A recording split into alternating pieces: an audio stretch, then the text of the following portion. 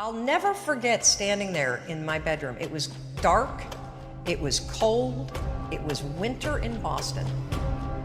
And for the first time in 3 months, I had beaten my habit of hitting the snooze button. There are so many people in the world, and you know, you may be watching this right now, and you have these incredible ideas, and what you think is missing is motivation. And that's not true. Because the way that our minds are wired, and the fact about human beings, is that we are not designed to do things that are uncomfortable or scary or difficult. Our brains are designed to protect us from those things because our brains are trying to keep us alive. And in order to change, in order to build a business, in order to be the best parent, the best spouse, to do all those things that you know you want to do with your life, with your work, with your dreams, you're going to have to do things that are difficult, uncertain, or scary, which sets up this problem for all of us. You're never going to feel like it. Motivation's garbage. You only feel motivated to do the things that are easy, right? Why do you think that is? Oh, I know exactly why that is. Because I've studied this so much, because for me, one of the hardest things to figure out was, why is it so hard to do the little things that would improve my life? And what I've come to realize, and what we'll talk a lot about today, is that the way that our minds are designed is our minds are designed to stop you at all costs from doing anything that might hurt you. And the way that this all happens is it all starts with something super subtle that none of us ever catch. And that is with this habit that all of us have that nobody's talking about. We all have a habit of hesitating. We have an idea, you're sitting in a meeting, you have this incredible idea, and instead of just, you know, saying it, you stop and you hesitate. Now, what none of us realize is that when you hesitate, just that moment, that micro moment, that small hesitation, it sends a stress signal to your brain. It wakes your brain up, and your brain all of a sudden goes, oh, wait a minute, why is he hesitating? He didn't hesitate when he put on his killer spiky sneakers. He didn't hesitate with the really cool track pants. He didn't hesitate with the NASA t-shirt. Now he's hesitating to talk, something must be up. So then your brain goes to work to protect you. It has a million different ways to protect you. One of them is called the spotlight effect. It's a known phenomenon where your brain magnifies risk. Why? To pull you away from something that it perceives to be a problem. And so you can truly trace every single problem or complaint in your life to silence and hesitation. Those are decisions. And what I do, and what's changed my life, is waking up and realizing that motivation's garbage. I'm never going to feel like doing the things that are tough or difficult or uncertain or scary or new. So I need to stop waiting until I feel like it. And number two, I am one decision away from a totally different marriage, a totally different life, a totally different job, a totally different income, a totally different relationship with my kids. Not like one decision, I'm divorcing you in the marriage example, but one decision on, you know, you could be having a conversation with your spouse and you feel your emotions rise up, and within a tiny window, those emotions can take over and can impact how your marriage goes. Or you can learn how to take control of that micro moment and make a decision to act in a way that actually shifts your marriage. Your life comes down to your decisions, and if you change your decisions, you will change everything. I was 41 years old. I was unemployed. My husband had started a restaurant business, which was his dream. This is actually a funny story. When he got laid off from a big job in high tech, and I think he was really relieved. You know how a lot of us wait to quit our jobs and then we get laid off and we're like, yes. And he said, I'm not going to look for a job, I'm going to go into the restaurant business. And I think I said the most famous lines of our marriage at that point. I looked at him and I said, listen, buddy, inspiration is for strangers. You get your butt back to that job and you pay the mortgage. And again, micro moment where I'm being a jerk instead of being a supportive wife. But that's an example of where, when he said he was not going to go get a job, but he was going to start a business, the first thing that was there was fear. And so fear was making the decision for me. God, I love that you can share that though. That's so powerful. Well, so what happened is the first restaurant was a home run. And of course, what do when things are successful? You grow it. You grow it really big. And so they decided to raise some money. And we threw in our home equity line, the kids' college savings. They tried to open a second and a third, and at the same point, a grocery store chain encouraged them to go into wholesale. So it basically got way too big, way too fast, and the wheels started to come off. And they came off so badly that the second restaurant failed, and they held on to it for too long, like a lot of us do. It's another trick our brains play on us called sunk costs. When you throw a ton of time and a ton of money at something, it's really hard to let go of it. And if you haven't done it in business, we all have a relationship in our past, stayed way too long. That was a trick your brain played on you. So by the time that they closed the second restaurant, it was an $800,000 loss. Ooh. I mean, that meant our entire home equity line gone. Right. It meant kids' college. I get just choked up just thinking about how terrifying it was. And so I found myself at the age of 41, like just feeling like a complete failure. And so did Chris. And to make it worse, not only had we lost all of our savings, but so many friends and family members had invested. And so there was this real tension between the truth of what was happening and what you had to do in public, because it was a public business. Shame, failure, embarrassment, and the liens started to hit the house. The phone started to ring, and it was nothing but collection calls. And I just remember feeling this tremendous shame. And at some point, I think we all hit that moment in life where things just are not going how you thought they would go. And what's amazing about those moments is we all respond very differently. So my husband, he would spring out of bed and he would head right out that door, 6 o'clock in the morning, and he would go meet his partner, and they would go to the bank and they would dig right in and they would face their problems head on. And he's also a smart guy. I mean, he did not want to be in the house when yours truly woke up, because I was a raging bitch at that point in our lives. And the reason why is because when you're scared and you're afraid and you're jealous and you're overwhelmed with emotion, it is so much easier to point the finger at other people. That's a decision, by the way. Sure. One you may not be aware that you're making, but you're still making it. So what would happen to me is the exact opposite. Is Chris would be gone, the alarm would go off at 6 o'clock in the morning, and I would lie there. And I would think about the lien on the house, and I would think about the bankruptcy that we were facing, and I would think about how much we had fought the night before, and I would think about the fact that I was unemployed, and I would hit the snooze button. I mean, why would you get up when your life is like that? Why would you? I mean, I needed confidence, I needed courage. I was so tapped out. And you know, in the scheme of life, hitting the snooze button is not that big of a deal. But here's the thing about life. None of us wake up and say, today is the day I destroy my life.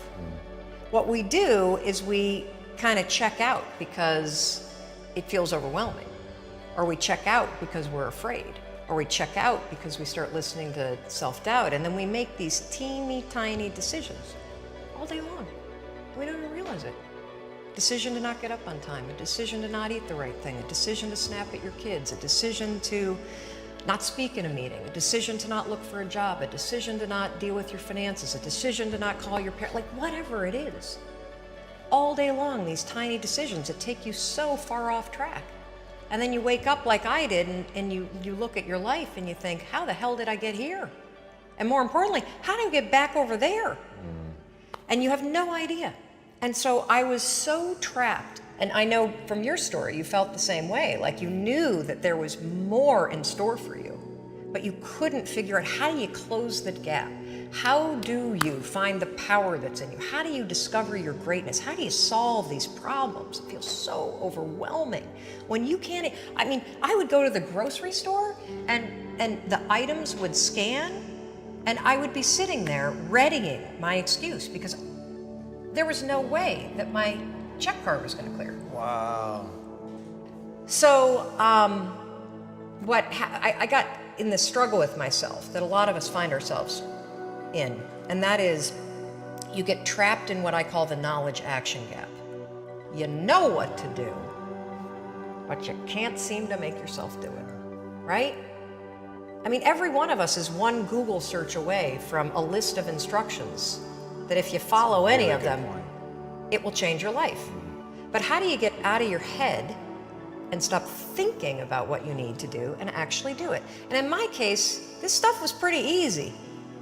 Get up on time, make breakfast for the kids, get them on the bus, start looking for a job. Be nicer to Chris. Don't drink so much. Instead of isolating yourself, pick up the phone and call a friend.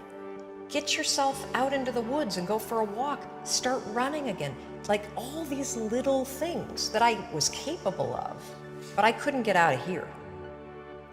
Could not get out of here. And if you're stuck, that's the problem. The problem is you're in your head, you're thinking. That is the universal problem. And it all starts with this knowledge of what to do, and then you hesitate and you think about whether or not you feel like doing it. So for a couple months, I was really stuck. Chris would get up at 6, I'd hit the snooze, and then I'd hit the snooze, and then I'd hit the snooze, the kids would miss the bus. And then every night I'd do the same thing. I'd go in bed. Have you ever had one of those nights? Probably before you started your company, but where you go in bed and you're like, all right, Tom, that's it. Tomorrow, it's the new me. Tomorrow, I'm gonna get up on time. I am gonna go to the gym. I am gonna look for a job. I'm not gonna drink so much. It's gonna be amazing. The new me, the future me. Woo! Let's do this, right? Then you go to bed, and you wake up 7 hours later, and you're like, I don't feel like the new me. It's the only, that's a stupid, see, motivation's garbage. It's never there when you need it. Ever. Ever, ever, ever. And so here's what happened to me, and thank you for wearing the NASA t-shirt. It's a really stupid story. It's a powerful story. So one night, Chris had gone to bed. I'd been struggling. We still had all the same problems. We still had a lien on the house, still facing bankruptcy, still fighting like crazy. I was still unemployed. They still hadn't figured out like the solution yet for the business. And I was about to turn off the TV, and there on the TV, there was this rocket launching, and I thought, oh my gosh, that is it. I am gonna launch myself out of bed like a rocket ship, like NASA, right here, had launched me out of that bed. And I'm gonna move so fast that I don't think. I'm gonna beat my brain. Now, here's a really interesting point. I talk a lot about your instincts and inner wisdom. And we can get into this a little bit later, but a lot of us talk about the fact that you have a gut feeling. But what all this research that I've done for the book and all the speaking that I do, what I've discovered that's fascinating is actually when you set goals, when you have an intention on something that you want to change about your life, your brain helps you. What it does is it opens up a checklist, and then your brain goes to work trying to remind you of that intention that you set. And it's really important to develop the skill, and I say that word purposefully, the skill of knowing how to hear that inner wisdom and that intention kicking in and leaning into it quickly. So for me, my brain saying, that's it, right there, move as fast as a rocket, Mel. I wanted to change my life. And I think most people that are miserable or that are really like dying to be great and dying to have more, we want to change. We want to live a better life. We want to create more for our families. We want to be happier. The desire is there. Again, it's about how do you go from knowledge to action. So the first thing in this story that's important is realizing that the answer was in me. And my mind was telling me, pay attention. Could have also been the bourbon. I had a couple of Manhattans that night. But anyway, the next morning, the alarm goes off, and I pretended NASA was there. It's the stupidest story. I literally went 5, 4, 3, 2, 1. I counted out loud, and then I stood up.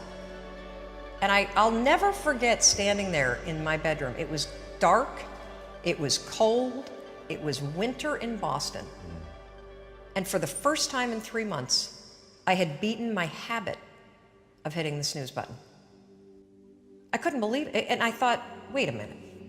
Counting backwards? That is the dumbest thing I've ever heard in my entire life. Well, the next morning I used it again and it worked. The next morning I used it again and it worked. The next morning I used it again and it worked. And then I started to notice something really interesting. There were moments all day long, just like that 5-second moment in bed, where I knew, knowledge, what I should do. And if I didn't move within 5 seconds, my brain would step in and talk me out of it. Every human being has a 5-second window, might even be shorter for you. You have about a 5-second window in which you can move from idea to action before your brain kicks into full gear and sabotages any change in behavior. Because remember, your brain is wired to stop you from doing things that are uncomfortable or uncertain or scary. It's your job to learn how to move from those ideas that could change everything into acting on them in the smallest moment. And for anyone right now at home who's thinking like, this sounds too simple, too easy, talk a bit about your community, because reading some of their comments, it's crazy how many people, like the sheer volume of people you quote in your book, but if you also go online and just look at the people that are like directly reaching out to you, it is an avalanche of people that have stories around the 5-second rule. Well, one of the reasons why I'm so excited about this book, and look, you don't have to buy the book. This is an idea that you can use. It's free. It's backed by science. More than 8 million people around the world have discovered it. And you know, you're talking about the number of people. We've heard from more than 100,000 people in 80 countries that are using this rule. We know of 11 people who have stopped themselves from killing themselves using this rule. I saw one of those outreaches. Yes, there's a guy, Steve, that wrote to us who was a veteran. He was suffering from post-traumatic stress disorder. He boarded a ferry overseas with the intention to jump over.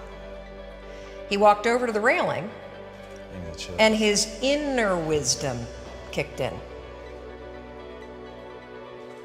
In that moment, the 5-second rule, 5, 4, 3, 2, 1, counting backwards, moved away from the railing, asked for help, saved his life. His story has inspired countless other people that have heard me in the speeches that I give around the world about this one tool. And so, you know, the thing that's so cool about this, and I should tell you the science behind it, because I'm going to be honest with you, it is stupid. Had I ever thought that I would find myself 8 years after discovering it, spending my days telling people about the 5-second rule? First of all, I would have picked a different name, because it reminds you of the one where you have to like pick up food within 5 seconds off the floor, right? It was my secret weapon. This was something I did. I never intended to tell anybody, because I went from getting up on time and waking up on time to shaking up my entire life. Because when you understand the power of a 5-second decision, and you understand that you always have a choice to go from autopilot to decision maker, everything in your life will change. You will be a different negotiator, you will be different in sales, you will be unstoppable in the gym, because you will realize the amount of garbage that you put in the way of your hopes, of your dreams, of your potential, of your confidence, of your courage. Everything comes down to the decisions that you make. We all know what to do. None of us know how to make ourselves do it. So I started researching it. Why does something so stupid work? Why? Why does something so silly create such powerful and profound change? Well, here's why. The rule is a form of metacognition. Metacognition is a fancy pants term that means something real simple. You can outsmart your own brain in furtherance of goals. There are tricks that you can use that actually outsmart the tricks your brain plays on you in furtherance of a higher purpose. We all know this. You can restrain yourself if you're in a situation that calls for it. You can jump into a raging river to save your dog or your kid. You can direct yourself in ways if it's important to you. And so the rule, what it does is it does something really remarkable. When you count backwards, 5, 4, 3, 2, 1, what you're actually doing is you're interrupting what researchers call habit loops that get encoded as closed loop patterns in your basal ganglia. That's the part of the brain where your feelings, where your emotions, every habit that you have, which is nothing more than behavior that you repeat that you don't even think about. I've heard it referred to as a gearbox. Yeah. To shift your attention from Yes. And so when you go 5, 4, 3, 2, 1, it interrupts what's going on here that's spinning without you thinking, and it moves and awakens your prefrontal cortex. So when you hit 1, your habit has been interrupted. So you've interrupted self-doubt. You've interrupted maybe snapping at your kids. You've interrupted the desire to grab for a drink. You've interrupted procrastination. You've also, by counting backwards, done an action. It's awakened your prefrontal cortex. That is the part of the brain that you need that's awake when you're changing behavior, when you're learning new things. When you hit 1, it's also a prompt. So in the language of research, you'll hear people talk about starting rituals. That is something that's proven to help you learn a new habit. The 5-second rule, when you repeat it, becomes a starting ritual that triggers you to act with confidence, that triggers you that this is a moment for courage, that triggers you to shift gears. And because you've also done the manual work of awakening the part of the brain that you need to change, you've set yourself up for success. It doesn't work if you count up, because you can keep going. And also counting up doesn't require focus. If you count backwards, 5, 4, 3, 2, 1, it again awakens the prefrontal cortex and it prompts you to move. When you start to use it and then you read about it, you'll see that it's being used all over the place. They use it in the armed services in order to align troops and get them to start an exercise. They use it at elementary schools, 5, 4, 3, 2, 1, at big assemblies to get a huge room full of kids to stop talking. A simple and interesting example, yeah. Because it requires you to focus. It's not a habit. It will become a habit that prompts you to have confidence and courage. But in the beginning, it interrupts patterns of behavior that you do on autopilot. It helps you assert control, and it teaches you how to become the kind of person that moves from thinking about something to actually doing it.